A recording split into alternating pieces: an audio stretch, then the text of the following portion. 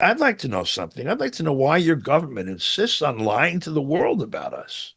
You see what our life is like. You hear what they say. Why did that? She got really angry. My friend was Dr. Cynthia McKinney, who is a political science professor at North South University in Dhaka in Bangladesh. Bangladesh is a Muslim country, as most people know. And her students, her poli-sci students, came to her one day asking about basically U.S. propaganda towards China that focuses on the alleged oppression of Muslims and particularly Uyghurs by People's Republic. They came to her saying, we go back and forth just normally. This is how our families have done, forever. The borders between here and Western China are pretty open, and people flow back and forth and have for 1,000 years. We go there to see people, and we know exactly what it's like. And this stuff that comes out of your government is obviously a lie, and it's ridiculous to us knowing the facts. Why is it that they do that? And so she said, being a college professor, listen, here we are in a college. First of all, we have to make an inquiry what's really happening. How do you do that? We go there, we prepare a study, and we go there and we ask people, what's your life like? And so that's what they did. They prepared a questionnaire. It was 3 pages, I think, in English, Chinese, Arabic, and I forget what else. And went around. We went to the Muslim quarters in each of the cities. We went to Urumqi, Dunhuang, Xi'an, and Nanjing. And we spent 3, 4 days in each one working, and then a day or two in each one, looking around and having fun. My first impression when I stepped off the plane out of the airport, looking at Urumqi, was this is a modern city. It's like in the middle of Asia. I think it's the furthest city from any coast in the whole world, I think, if I'm not mistaken. And so I had this first impression of, wow, they're big urban modern buildings visible from the door when you walk out, and everything looked new and bustling and not at all what I would think of as a backwash, like, way in the interior of China, away from the coasts and everything. So that was my very first impression.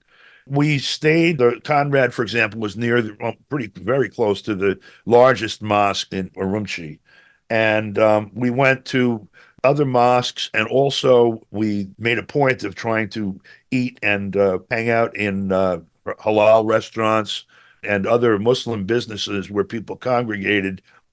So everyone that we spoke with that was, first of all, surprised to hear, because we did ask at some point in time, there's this story about this. Do you know anything about any of this? Have you seen, people being taken away in the middle of the night by guys in trench coats and, all of that stuff?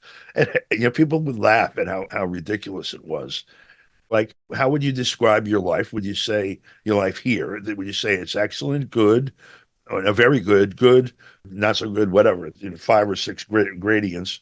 And what are your experiences with the government, both the local government, dealing with the city? Do you have any problems, with your day-to-day life or business or whatever? The same with the national government. Do you feel that your voice is heard when policy is being made here? Blah blah blah. All these different things that are markers of how do you feel about your environment? Is it healthy and constructive or not? What kind of relationship do you feel you have with the state? It's kind of marveling to us looking at the way these things have been built. You have the old towns that are in very good repair and preserved and vibrant. And then these rings, but you can see the development as the newer development, these beautiful apartment complexes that here would be characterized luxury apartments and such that ring the cities in huge numbers. And the new city that's developed around them, it's very impressive. So, but we went to the old towns, and we would stop in. For example, here's businesses there. Some of them solicit people to come in, especially they see foreigners coming through. They made a point, come on in, have coffee, whatever. We went in some places. One, it was a 3-story building, and we went in, and the wife, maybe in her 50s, early 60s, and one of her sisters and one of their friends, all around the same age, are kind of managing the floor, the tables on this side of the counter, well, waiting tables and greeting people and taking orders and such. And then the husband is in the back on the grill, like sweating with a chef's hat on. And one of his friends is sitting over on the side, sipping on a beer. And this is a coffee shop with a little bakery and things in it. So the three of us ordered coffees, and the three women sat down with us and were talking. So Cynthia did a formal interview with her and one of her friends, not the sister, but the friend. That it took like 10 minutes each. And then we all started talking. And the husband came out and sat down and had coffee and stuff. So I was curious about this 3-story building. I said, why would you live? I mean, it's nice and everything, but why would you live here when that you have all these modern conveniences and the views alone from one of those apartments must be magnificent? She said, we've always been here. This is ours. We live here. This is ours. This place is ours. Talking about like the whole community too, where she is ending. I had no idea that people in China with the socialist and the whole history of it since 1949 had this sense of like proprietorship, not formal, but essential proprietorship, that I own the things in my life. And that impressed me a lot. Then we went to Dunhuang. The scale of Dunhuang is much more, see, the word I use here is going to sound strange in the context of what I just said, much more human scale. It's not so many skyscrapers, a lot of 2- and 3-story buildings. You have the hotel we stayed in. I don't know if it was a replica of an old, like a little petite village. I don't know, like 4 blocks of 2-story buildings with retail on the first floor and various residential on the second. No cars, like walking, and it's like almost like a contained strip mall. I don't know if that's an original that's been maintained or if it's a mock-up, whatever. Very comfortable. We stayed in this place. Across the main street that this fronted on was desert and a mountain, sand mountain. So this was the view from our room, our window. There was a camel ride up the sand mountain, like in real. It felt more like a city maybe in the 1930s or 40s in terms of scale. Or here, like in Greenwich Village in New York City, maybe like Greenwich Village was 20 years ago, not quite so much auto traffic. And it was walkable, but busy. We went to the marketplace there also. In fact, I sang karaoke there. Now, again, you have 4 or 5 blocks of, the streets are closed, there's tables lined with restaurants and shops on both sides. Well, we went to what's it called, seminary or a place where people study to be imams. We went there and interviewed people who were students studying, and they were most definitely from, they were Uyghur. And also, there were a lot of people that were Kazakh that we met. And also in Urumqi, that was true. We asked about not just that these students had with, with the world as Muslims. Was there a problem? And also officially, because they have the school and the mosque there, how they related to the authorities. And it's inconceivable to me that people would make up the stories that are made up because they're so easily debunked if you actually go and look. But I guess statistically, not enough people have the wherewithal or the interest or whatever to go and look. And so what's on the other side of the world for like 90% of the population or more, your knowledge of it is mediated. The facilities were in incredibly excellent repair. It was like polished.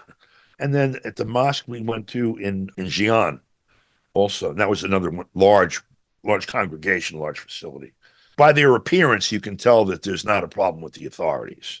There's no sign, first of all, shutting it down, but also whatever resources you need to maintain gold leafing and, windows and roofs and pavement and such are obviously available. We went to Nanjing. We went to a halal restaurant. We got there about 4 p.m, and they weren't really open yet. And we said that we wanted to talk to some people, maybe some of his customers, maybe some of the staff, whatever, and have this. No problem. Get to sit and read. So we did that. And when we got to that business, There were, I think, either 4 or 5 people seated. This was a real conversation and not just a questionnaire. We got to ask some details about, are you enjoying your life here? Do you feel like you have work that's satisfying, that you have the freedom to choose what you want to do, that your needs are taken care of, you're not worried about living outdoors and, all of these basic things? And do you feel oppressed? Do you feel that the government is breathing down your neck, et cetera, et cetera? We got through all of that.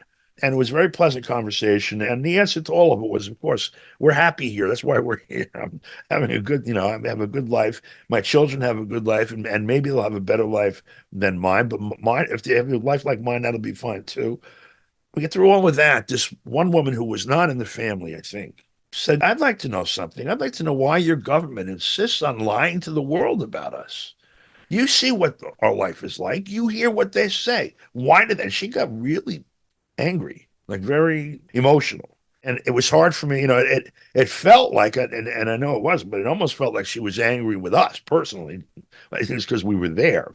But she took it very personally. And I mean, obviously you would, right? My impression at the end of all of this, I was more convinced. I had surmised, having studied and participated in U.S. History and engagement in the world.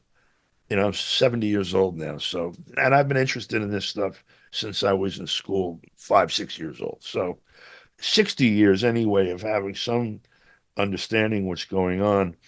Assumed, particularly given the almost cartoon-like presentation they make, that what was being said about China's treatment of Uyghurs and Muslims was not true.